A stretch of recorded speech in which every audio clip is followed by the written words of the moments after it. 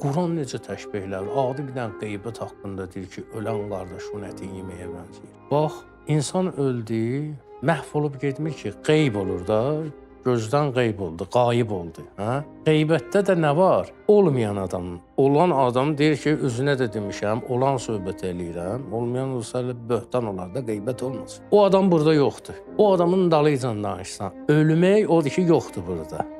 Özdə qardaş, ələl-xüsus mömin. İndi zalimdir, ictimai zatları var, o danışmaq olar. Münafiqdir, danışmaq olar. Bu qardaşdır. Ölən qardaşın demək, yaxşı adamın dalıcan danışmaq daha ağırdır. Özdə yaxşıya danışım, pisə danışım, deyir ətin yemək. Bir insanın haqqında pis bir söz o qədər danışırsan, onun şuur altında o yaranır ki, bu adam fərli adam deyil. Təlqinlə. O qədər danışırsan, onun haqqında bir şeyin ətinin tökülməsi yaxşı şey deyil də. Heyvan ətini tökdüyün, nə bilim, almaya bir dişdən vurdun, bitdən fasondan düşdü də.